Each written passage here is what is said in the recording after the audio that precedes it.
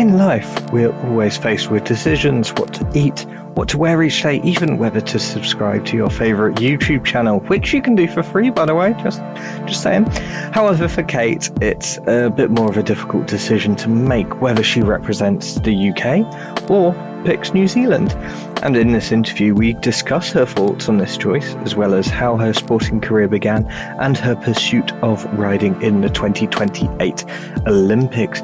This is In the Wheels, where we champion riders from the world champions to the weekend warriors and everyone in between.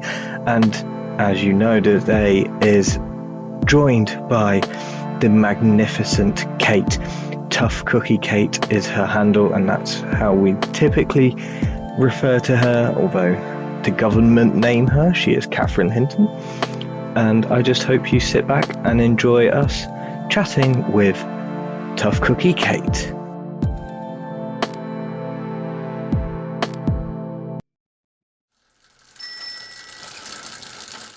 Hi, thank you so much for joining me today. How are you doing? Yeah, I'm really good, thank you. How are you doing? Yeah, a little stressed. I don't know whether this is going out before the last interview I recorded or after, but same stress, same day. I'm even dressed the same. So if you're watching the videos and are an avid fan, you'll be able to connect the dots and figure out roughly.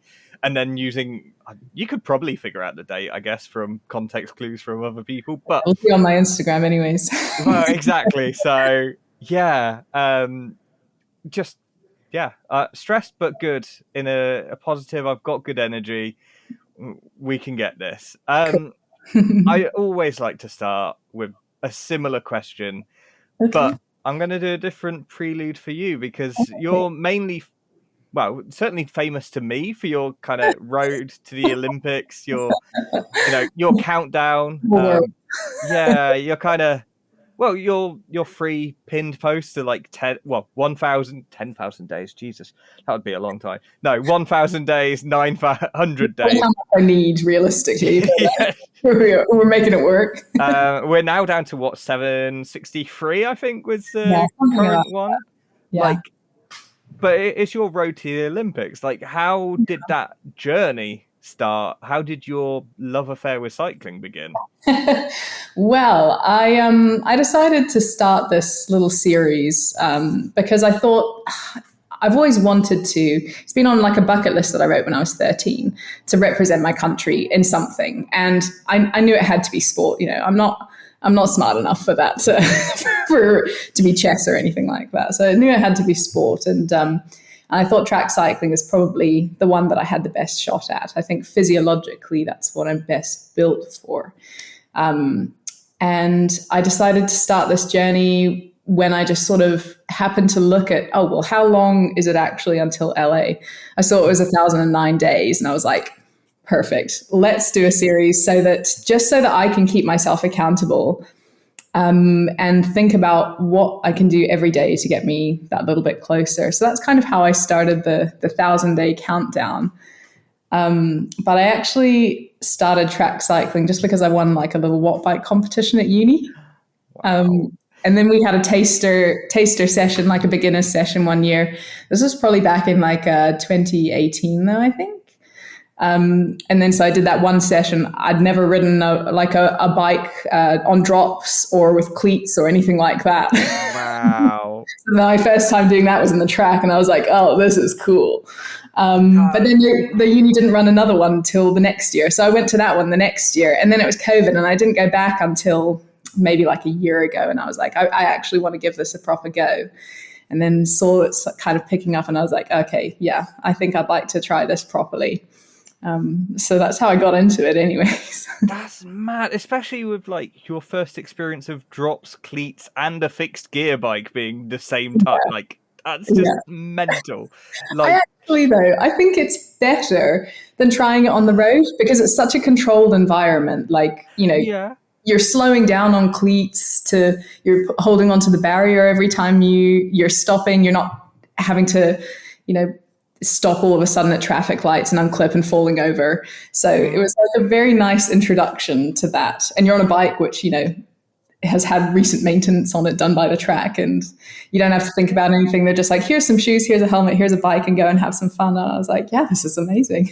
Yeah, and I suppose in a way, like, if everything's new, then it's kind of, you don't have the sort of bias of, because like I've ridden non-fixed width, like normal, quote unquote, normal bikes so long, where like you'll do a sprint and you'll do a lunge and lock out with your legs, which you just absolutely cannot do on a track bike.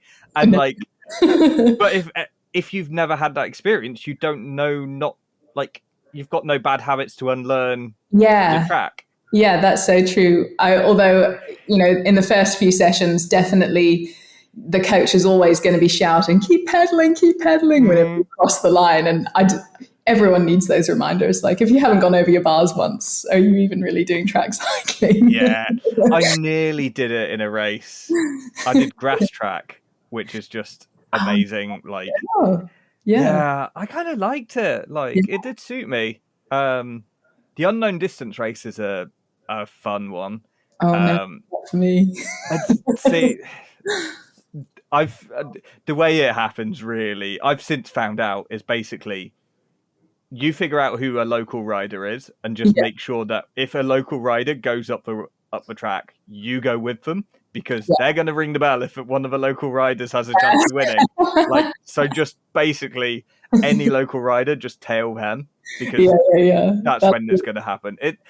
It's not predetermined. Like, it's just they fix it, basically. You know? Not a fixed fix. But... hopefully they don't do that at like the international level. No. The other one, I really enjoyed the 5K on grass. Like, it's quite a long distance. And it's surprising. Like, you get into a bit of a rhythm. Like, because I ended up on lead lap. Yeah. We'd lapped everyone else. I came fourth on lead lap, and I was like last out of the bunch. But because everyone else had got dropped, and like fifth and sixth were sprinting it out to try and beat me, I was like, I'm a lap ahead. I do not care. Like, it was the best sprint I've ever done, because I was like, you knock yourselves out. Like, so grass track's always fun. I've never been successful on the boards or the concrete, but grass track I've managed. Everyone, one thing which I've learned recently is that it's if you want to be successful, you have to follow your talent, not your dreams. So I'm like, okay. That's a very interesting way of doing things. Yeah. That's what I'm trying now, anyways. Yeah, absolutely, and it's clear that you've got talent. Where would you say your talent as a sprinter lies? Because even within sprinting, you're like, oh, I'm a sprinter, like, but within that there's P1s like Iona Moya, who's like amazing at lap one, or even back when I first started watching cycling was like Sinead Reid used to do it because she came from BMX, so she had that real high impact and would lead Vicky to do the lap two. And that was back in the days of speed, don't they? Yeah, and that was in the team sprint days where a team was two people for the women, because equality. And then like nowadays you've got Emma Finucane having to do 3 laps and girls having to do the kilo, which is, I love, especially because the time amount makes it almost a quasi endurance ride. So it's like, if you're that breaking point, like in the men's, because it's under a minute, it is like the sprinters. Whereas in the women's, because it extends to over a minute, it kind of suits both. Like the punchy endurance rider or the diesel sprinter. But to get to my point, what type of sprinter do you see yourself as? At the moment, I don't know. I think I'm too new to it to really know where I am. I think coming from rowing as my previous sport of like 15 years, I do have a bit more of that engine, I think, than some other sprinters. So I will have a go from the start, and I think sort of when I compare myself to the top girls right now, I think my kilo is definitely like the closest comparatively to everything else, to what they're able to do. But I would like to develop my explosivity a little bit more, because you need that. You need to be able to like step on it and accelerate straight away. But at the moment, I think like I'm more of a kind of P2, P3. I like a Kieran, but the match sprints are so exciting. So I think I've got a bit more of an engine and a bit less of that that's kind of snap that like is classically sprinter. For now, but I think the best people, the top girls, they don't have a wheelhouse. They don't play to things that are in their wheelhouse. They just don't have a wheelhouse because they cover everything.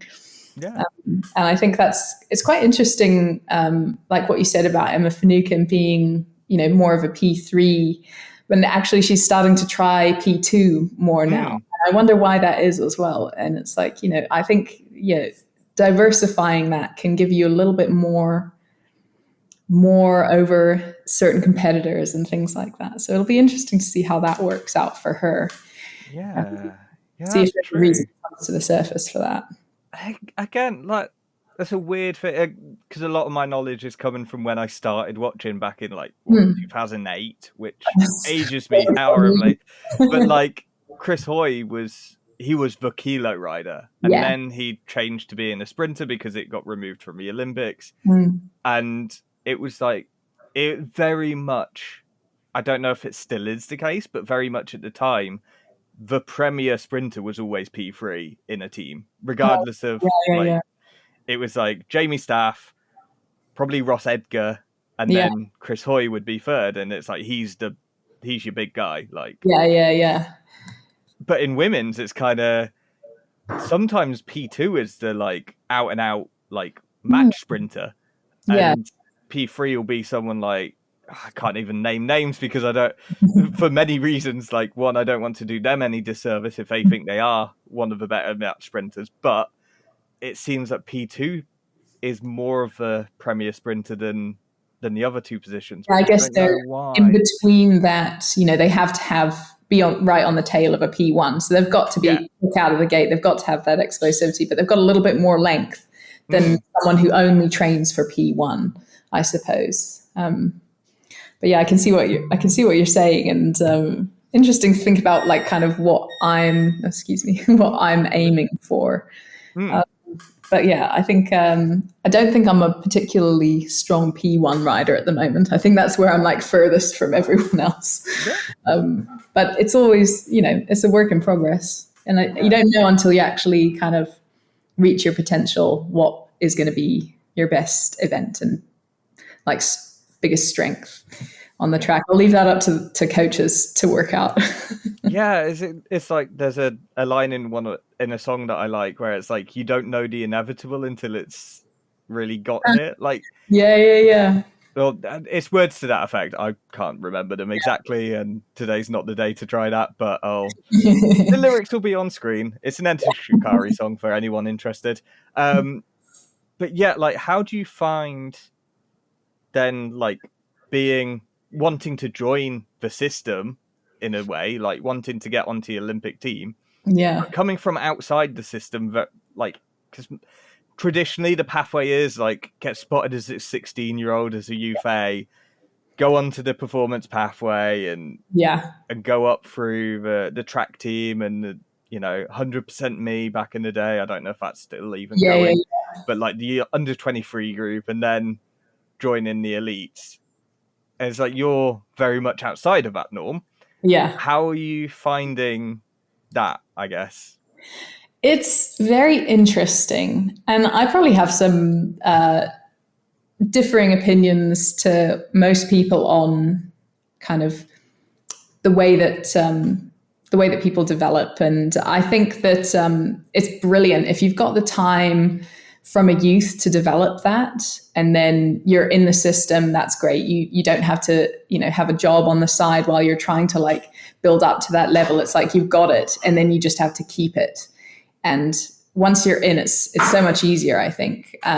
But coming from the outside, I think, I've really enjoyed it, and I've had a lot of support, which I wasn't expecting. I thought I'd have a lot more kind of, oh no, you can't do that. You're crazy. you can't start a new sport at 28 and go to the Olympics. And to be fair, I'm not there yet. But I think I've had a lot of encouragement from, like, I've spoken to some of the GB development people and some of the New Zealand development people as well. And they've been really encouraging, but also realistic that, you know, there are younger girls who are already faster than me. And to a bigger team, that's a better investment. That's a smarter investment, because they're going to have more Olympic cycles.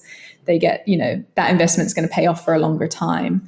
So I do understand why the system is the way it is, but I do think that they are missing a lot of women who are only discovering sports, you know, in their mid-20s, early 30s even, who have a lot of potential and really want to compete, and they have the freedom to do it as well.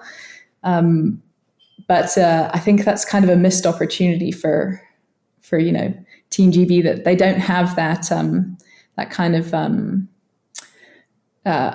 over 23 talent transfer aspect of it. Because you never know what people can do until they're in and they are doing it, you know? Yeah, definitely. Because as soon as you said that, I was like, I can only think of one example of that ever happening, where it was Rebecca Romero. She was a rower, and then she did the Olympics even. I think she medaled she medaled in rowing. Yeah. And went to become a cyclist and medaled there as well. Yeah. An incredible talent, great at the IP. Because I guess that's similar to, well, in terms of time, it's just shorter than a row. Yeah. Physiologically similar training. You've got a little bit of an anaerobic punch, but the majority is aerobic. I think a lot more rowers kind of transfer from that to more endurance-based cycling, not go straight for sprints. Yeah. I think that's more of a kind of logical transition. It's like, what? I only have to suffer for just over a minute. Like, that's so much better than 6. Like, I would sign me up. Like, well, you mentioned both GB and New Zealand and having conversations with that. Like, how do you decide? Like, I guess I don't have that. Like, I'm. You know, my family heritage is like a bit of Welsh and a lot of English, and like, if I was ever to become that good at sports, like, which I'm leaving it a bit late, I'll be honest. Late. But like, you know, if I was to, my citizenship and everything, it just points to British, done. Like, there's no question for me. I don't have a choice. But for you do. And like, how do you balance that? Like, how do you even decide? I think it's tough, because I do feel both Kiwi and British. And, you know, I've spent about half my life in both countries. I grew up in New Zealand, so for a long time that felt like it was home. But, you know, I've been in the UK now for so long, and I was born in Scotland and have like a really strong, you know, draw to all of those places. But when it comes to actually making the Olympics, I think it becomes a little bit more clear that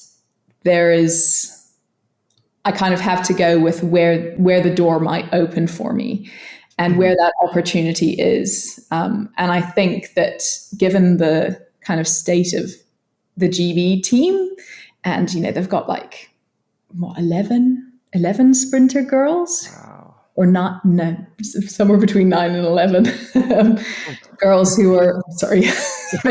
Bad numbers, but I mean, I think they've got 9 girls who have all like medaled at Worlds. And most of them are younger than me. And then there's still a couple of other girls in the UK who are, you know, faster than me. They'll be going to the commies in a couple of months. And, you know, they're obviously gold at the last Olympics. So they are at the top of the chain. But New Zealand is also, you know, right up there with silver at the Olympics. You know, it's like whatever route I go to, it's going to be hard. I'm going to have to be one of the best in the world. But the depth that GB has is like, I would have to be really something special to be chosen over someone who's if I get there as fast as me and who's also younger than me. Whereas New Zealand is in a different scenario where they have, the medal winners, they have the girls who are that fast, but then there's quite a big gap between those top girls and just in age, and the juniors who are have some really, really promising results, and they've done really well at junior worlds and things like that, but they've got time to develop for later Olympic seasons. So in that sense, I do think that New Zealand is probably going to be the way forward. But not just that it's a more plausible option, but I think that they have the over 23 talent transfer development pathway as well. Whereas for GB, like, having already spoken to some of the coaches, I know that if I'm not meeting these certain times by basically by Commonwealth Games, that they say realistically that's not going to happen. Whereas I think New Zealand has a bit more of that, of the kind of resources for developing people. But they're on the other side of the world. So yeah, that's such a tricky, right? It's really tricky to, yeah. Well, I guess is part of it just demographic of New Zealand where, like, yeah, everyone's sporty, but like cycling isn't going to be anyone's first choice.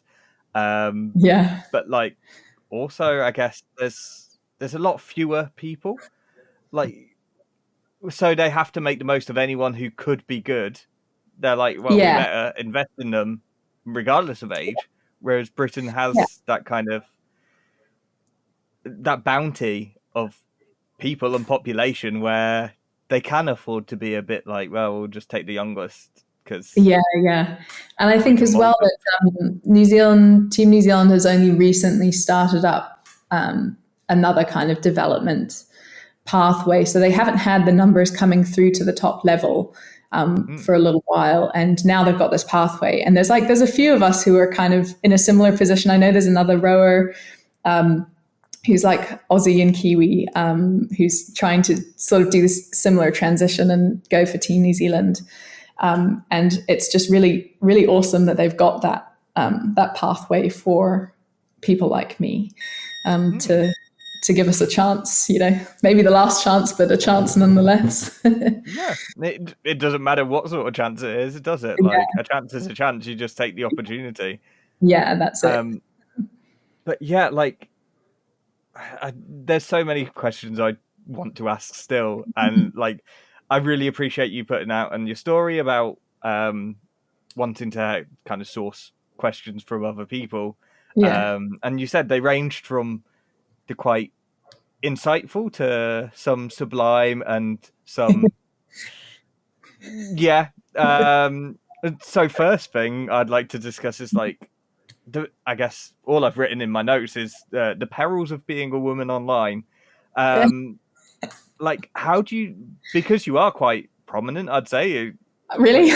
I mean, given that your story came up on my thing, I was like, oh yeah, the days to become an Olympian, that's kind of cool, and watching it develop.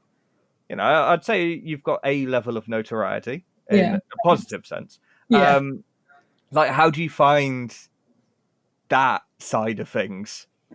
I thought it was going to be a lot worse, to be honest. But I've actually been really, really pleasantly surprised.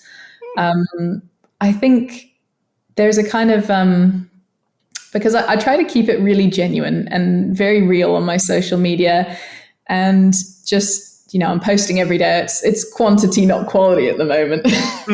So, I think people have kind of connected with that genuineness, and everyone has so far been really, really supportive. I think I've only had like one hater comment so far. And I was like, yes, fuel for the fire, But everyone online has been so supportive, and that's actually kind of what's been keeping me going. Like, it has been quite hard to come into a new sport, going from one that I felt really experienced at, I loved, to coming into a new sport where I'm not very good to start off with. No one is when they first start it. I had no confidence. It's quite an isolating sport at times as well.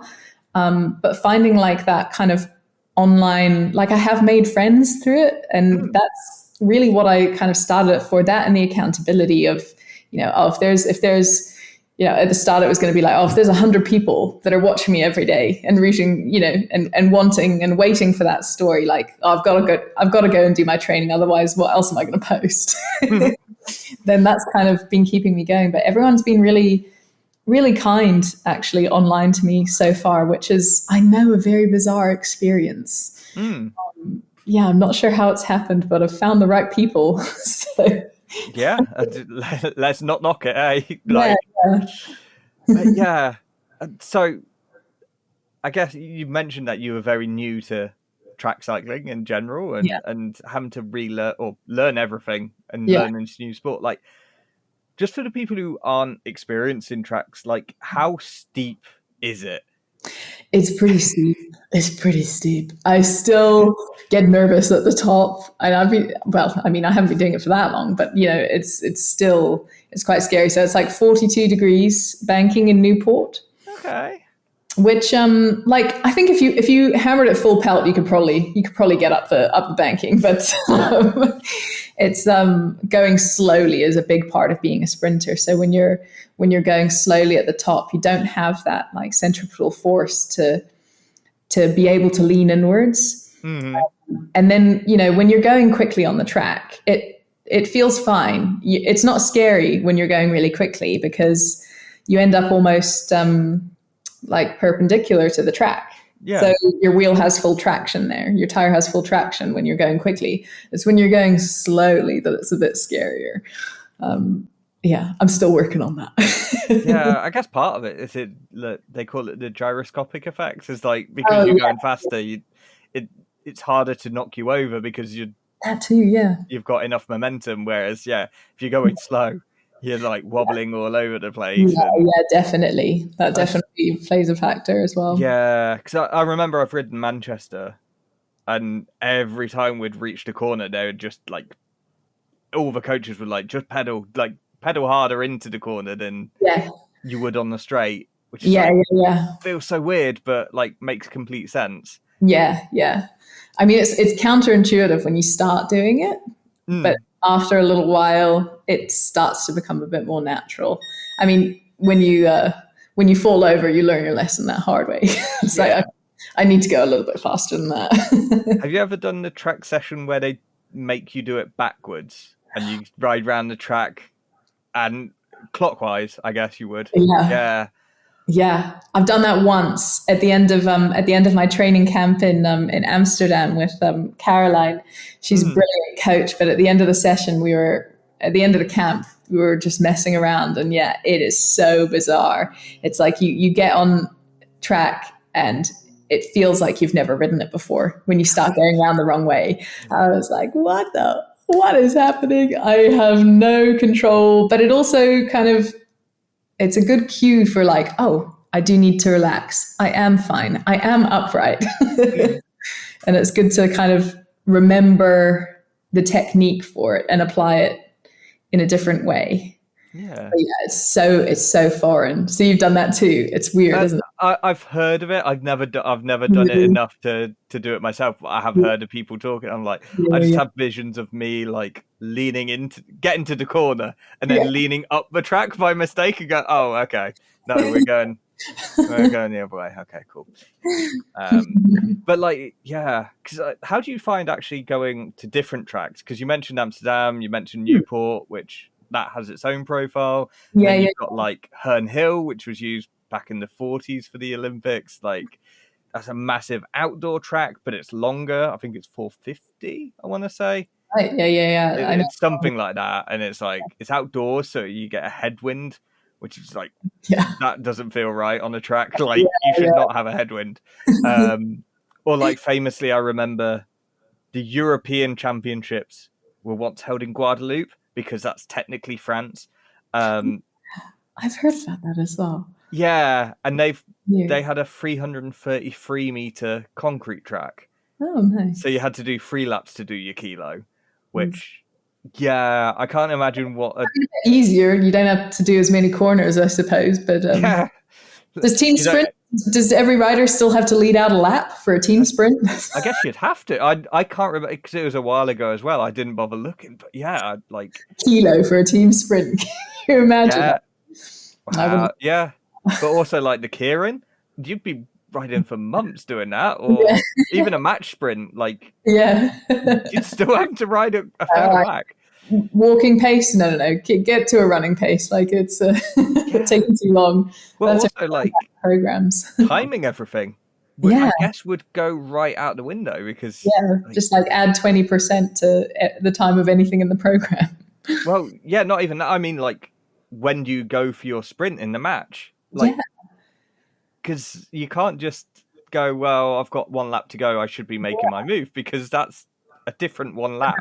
Yeah. That's so interesting. Yeah, no, I haven't ridden any longer tracks. I've only ridden shorter tracks. I think I did Newport was my first one, which I was told is flat as a pancake compared to other tracks. And I was like, if that's flat as a pancake, I don't know what other tracks are like, then maybe I'll stick to Newport. But the second one I rode on was Calshot. Okay. It was much shorter. I think it's like, it's 100 and something. Is it? I know the one in Ghent, Kuipke, is like, that's 167 and is famously a very short track. Yeah, I think they do Ghent 6 day and or something like that. But it's it's a short track and it's very steep. I think it's 46 or 47 degrees. Wow. Yeah. But that was so much fun. I was like, oh, this is really fun. As long as you don't go slowly. Yeah. I could imagine the slingshot at that degree. Like, you really get. There's one corner as well because the track came from another place and then they relocated it to Calshot, didn't they? But they just basically they didn't have the space for it, so they cut the track to be smaller and then kind of stitched it together. Jesus. So there's one corner of it. I know it's a bit of a Frankenstein track, but it's beautiful. It's really, really atmospheric in there. But it's got one corner which is a bit more of a kind of right angle than the rest of them. So on that corner, you really have to, throw your body weight down to stay on the black line and not go up. I didn't master it in my one session there, in my one race there, but it was a lot of fun. Like that was a really, really great racing session. The Calshot Cauldrons it was. They were really fun. Yeah, wow. I'll have to check that one out. That looks incredible, or sounds it certainly. Yeah. I am just trying to... Yeah, it's a great little series. And then the only other ones is Amsterdam and Alkmaar. And then, of course, like Glasgow and Manchester as well. And they are very different tracks. I think Manchester is very similar to Newport. It's just, a nice smooth track that's, fairly gradual to the top. And whereas Glasgow is a bit more of a hike up. It's kind of got quite a steep hill at the top of it. And the first time I went there, I didn't get to the top of the track. I went there for racing and I didn't get to the top of the track. I was too scared. But it's okay to be scared. And it's like, just because you're scared doesn't mean you can't do it. The next time I went back, I had a little bit more experience and I got to the top and I was like, this feels really cool. Like once you learn how to ride a track that's different, it's like you can use those aspects to your advantage. Yeah. And it's a lot of fun to have that slightly different challenge in learning how to ride different tracks. But I haven't mastered Glasgow yet. I've got to go back now that I've learned and give it another go for sure. Yeah, definitely. Oh, that's what that says. Steepness. Yeah, we've already covered that. I can't read my own hurried handwriting from when I made notes. I do apologize. But like, I guess, one of the questions that kind of come up, I'm kind of paraphrasing it as well, is like, where does your kind of self-belief come from? Like, what makes you think that you can be successful in this journey? I think my family, firstly, they have just unwavering faith in me. I don't know where their faith comes from, but they're a huge rock for me. And then I think my partner as well, Aitor, he's a brilliant coach, and he was the head coach for Team Spain for a while as well before he decided to go and study sports science for a PhD. And if he has faith in someone, it's because it's calculated faith. He doesn't just have blind faith. So him having confidence in me and sort of just pulling up the papers of, papers showing what the top girls can do, showing what these studies do, and that, on paper, I have that potential. That was a big eye opener for me, and something that made me think, I definitely should take it seriously then. So he's brilliant like that. I'm really lucky to have him. But I think more than anything, I don't really know if I can make it. I just have kind of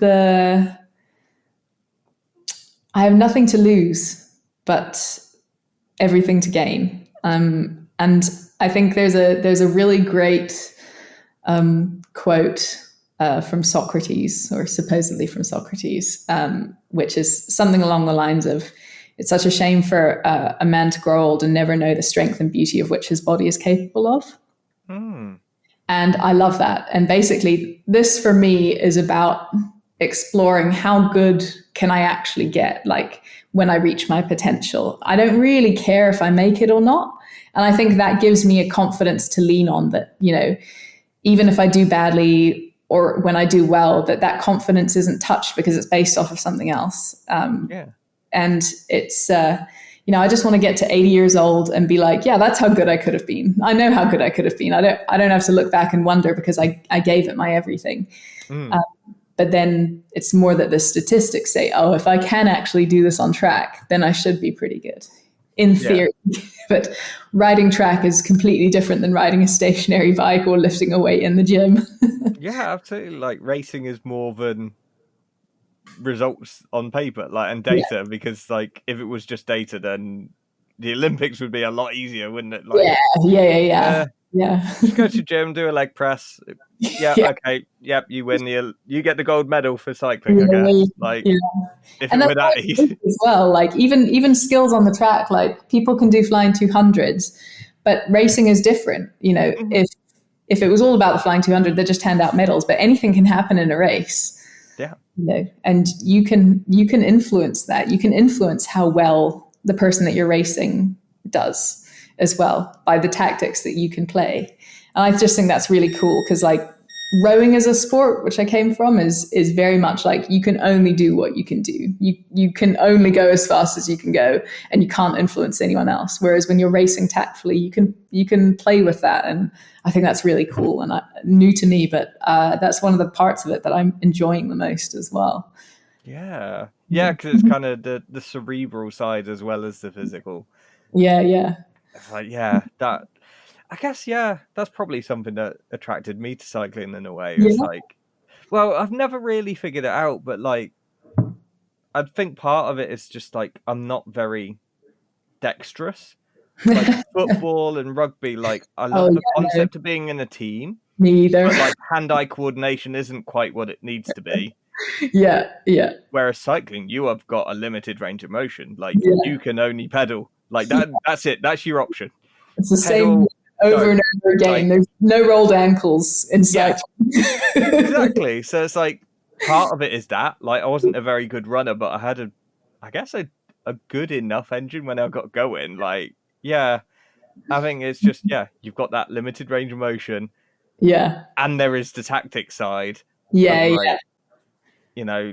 can't just lead it out because you're going to get swamped. Like, you can't race a Kira. In which case you I mean, there's exceptions to the rule, obviously, but, you're not going to win, unless you're a super talent, you're not going to win many Kirans from the front.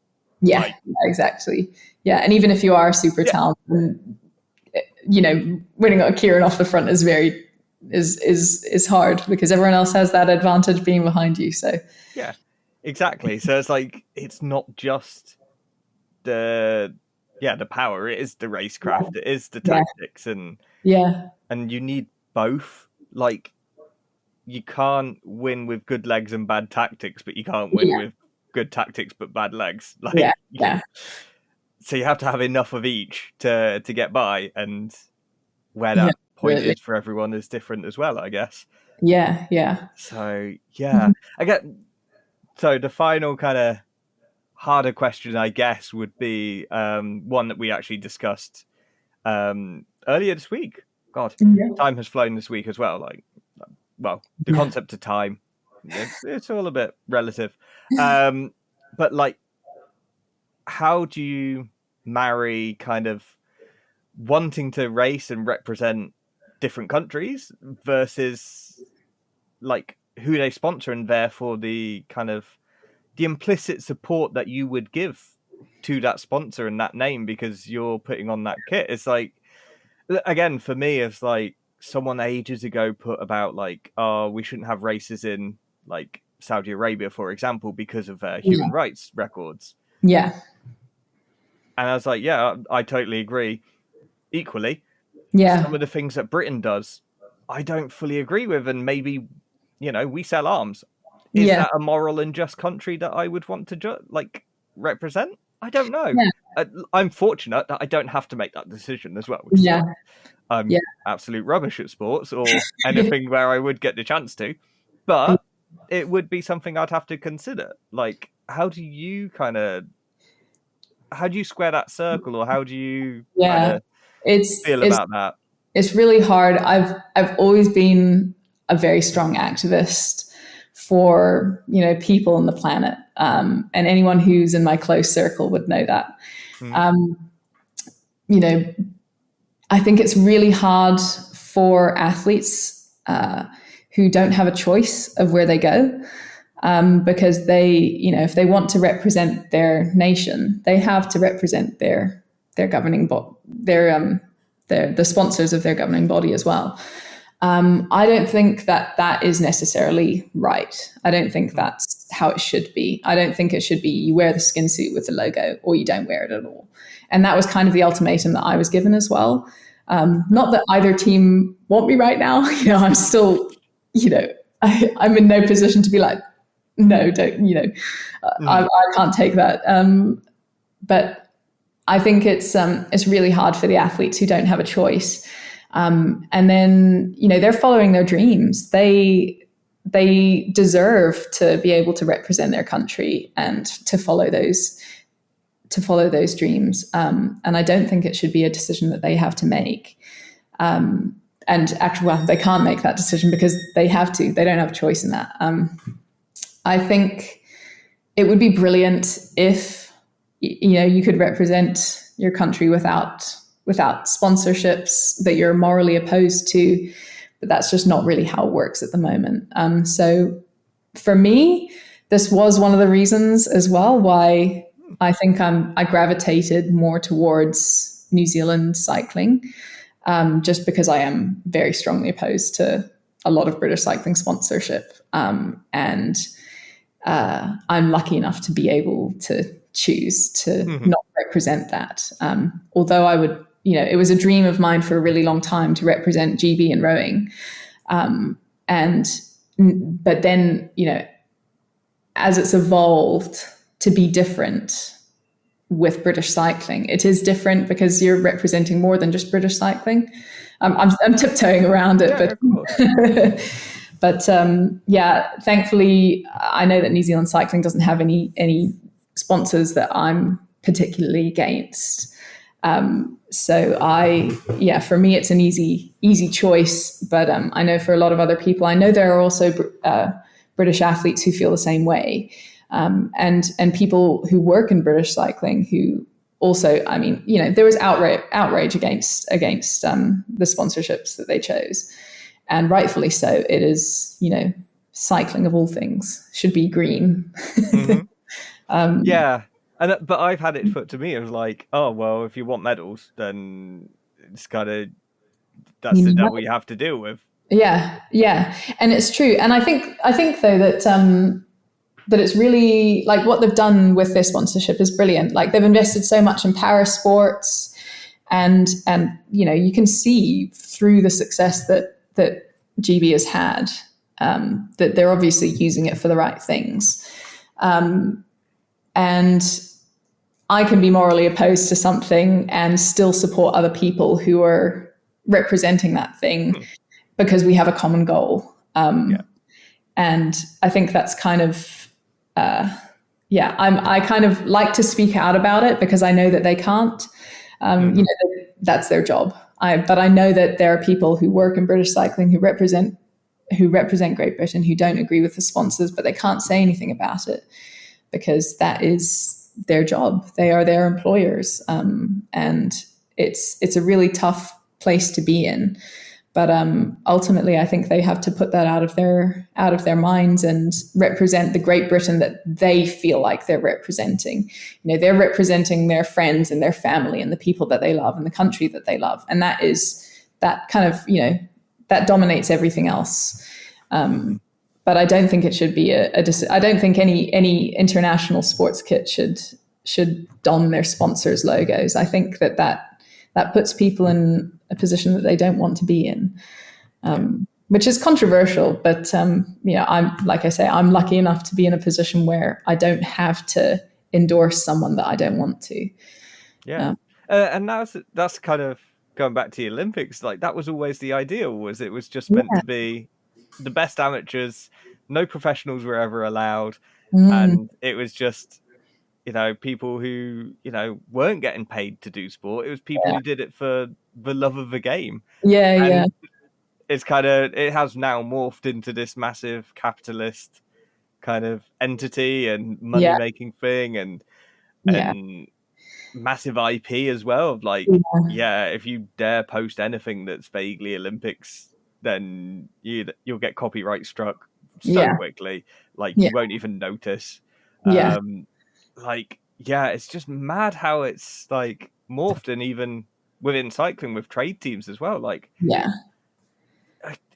Oh yeah, definitely. Well, there's such big money in it, and it's of course I think that athletes should get paid when it's their full-time job, obviously, but it has just become this arms race, which you have to throw so much money at in order to be able to compete at those high levels. And I think you have to a real shame.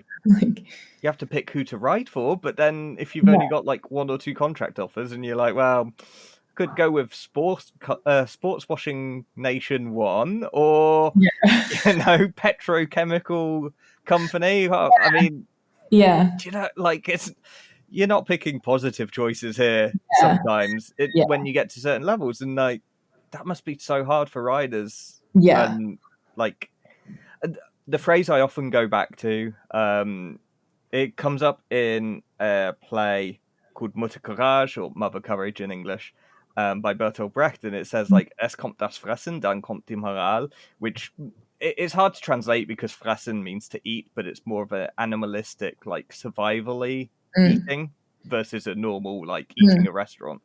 And it's first you have to survive and you have to eat and do what you can to put food on the table, basically.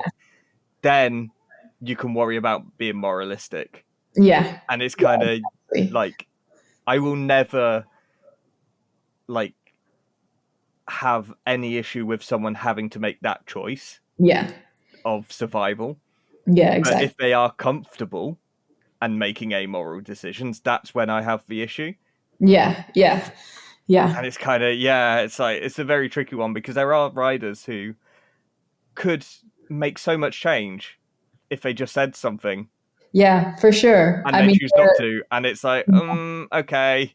But you can understand why they don't. I mean, particularly in Team GB, the depth of the squad is huge. People, and that is kind of the mentality as well, that people can be replaced if they are problematic. And I think that's another reason why I kind of have pulled away from that pathway a little bit, because I know that I'm not an easy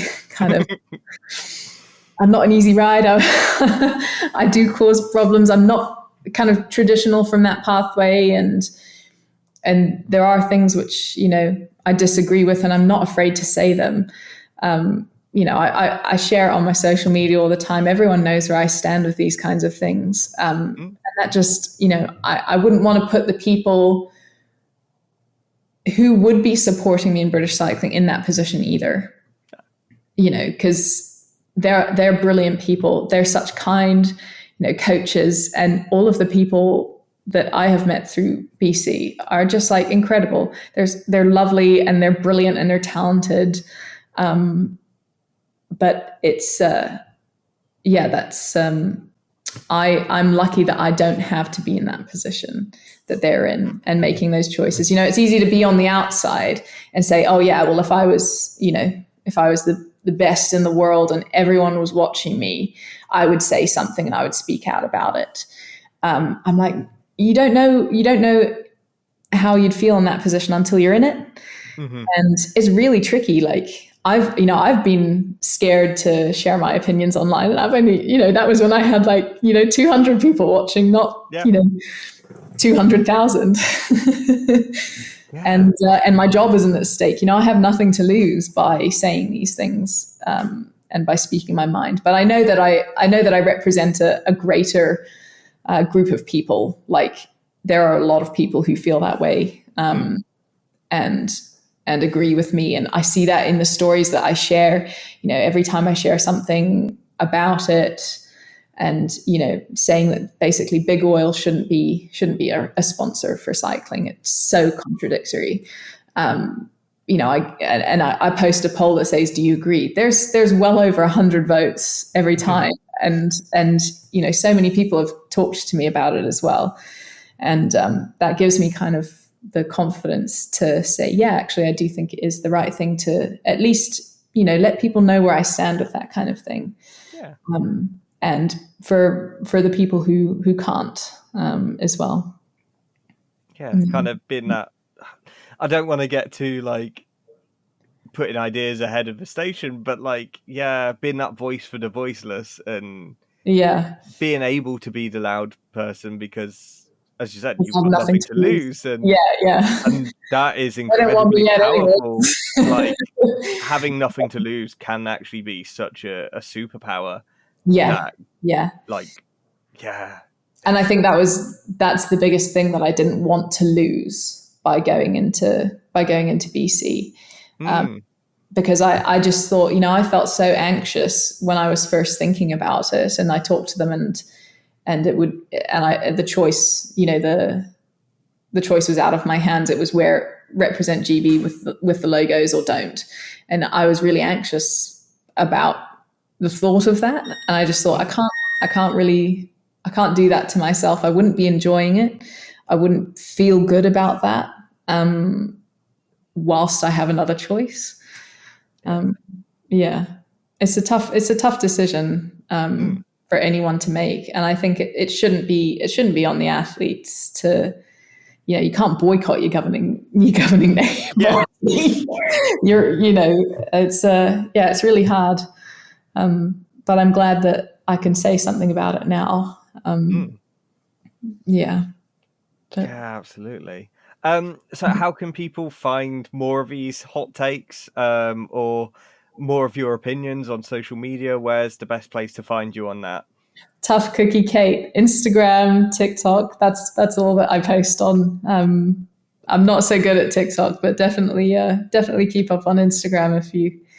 Yeah, and I'm always happy for people to message me as well, especially if they're just starting out track cycling and they want more information about it. I love talking to people and connecting, and that's why I did it in the first place. So, yeah. Oh, amazing. Yeah, well, all that's left for me to say is thank you so much. And yeah, I can't wait to see how the countdown goes. Because we're getting close to 700, and that's what 7:30 is 2 years out, is it? Yeah, something like that. Yeah. Oh yeah, it has to be. Yeah, because it's 2028. Oh geez. Yeah. I'm feeling old now. That's not good. Yeah, that does not feel nice. I'm trying to figure out because if you've said you're 28, that means you were born in 98. I'm 29 now, so okay. 97. 1997. It's 98 is my first memories that I can still access. Yeah. I'm you were 1 year old when I can just remember I used to watch Tom and Jerry marathons. They used to do them, but it's 24 hours of Tom and Jerry on Boomerang. Great stuff. Or the 98 Football World Cup, which again was wild because I was looking it up for what. Oh, I wanted to know because I seem to remember Scotland played Morocco and they're playing them again in this. Oh, right. Oh, cool. Did they? I was right. Yeah. Yeah. Oh, nice. They're in the same group. They got beaten 3-0. And had to go home, and that I still remember vaguely seeing like the team bus and the sort of sad news about it and things like that. And I think that was the last time Scotland made the World Cup, even. So, crazy! It's kind of it was kind of like I read a BBC article and they didn't mention that at all. When I was like, surely that's a good touch point. Like 30 years on, or 28 years on. Yeah. They're meeting again, or I skim read and missed it. I don't know. But I remember that. I remember like Beckham getting sent off, but I found out tonight through doing that research, England won the Fair Play Award for that tournament. They got the least yellow and red cards of anyone who got to the knockout. Heck yeah! Despite the fact that Beckham famously got sent off in the for kicking. I saw that and they decided no more. We can't afford any more bad press like that, boys. Yeah. Oh, those were the days. I remember staying up to watch the penalty shootout and the heartbreak. Cool. And yeah, good times. Yeah. Good times. I do remember the millennium. I remember the fireworks and stuff like that. So yeah. Oh, see, everyone was paranoid about computers because they thought that the 1999 going to 2000 would like break everything. Yeah. And they're like, oh my god! And there's like the Y2K bug, and like, everyone's. It was a real thing, though. I think that not in the year 2000 though. It was another specific year. I can't remember. I have a friend who's like a chip designer, and he was like, "Yeah, it was a problem. We just solved it really quickly." Like, it's a major thing, and like there's the total eclipse that was around then as well. Yeah. And then it's like I realized that there's people teaching my children who are like weren't even alive for these things. Yeah, but like I've lived through a lot of history already. Yeah, Even at the age of 6, I'd had like I remember Princess Diana as well, which was like 97, I think. So again, the year of your birth, I'm like I've still got memories from then. Yeah, that's crazy, isn't it? Yeah, there's so much like still being at university as well, finishing my PhD now. I'm like, oh yeah, I'm old. Oh, the freshers get younger, don't they? Years older than some of the people that I like talk to in clubs, uni and stuff. I'm like, yeah, time for me to wrap this up and move on. I'm done being a student. Yeah, definitely. Like, it's 28 or 29 is too old to be getting freshers flu again. Oh gosh, yeah, not for me. I'm out of the clubs. I'm out of the clubs. I've been out of the clubs for years now. Yeah. But yeah, amazing. As I said, genuinely can't wait to see when we get to that midpoint nice of in person as well. Well, we've had some good chats, but it's nice to actually talk properly. Yeah, exactly. So thank you and enjoy the rest of your evening. My pleasure. Thanks so much. You too.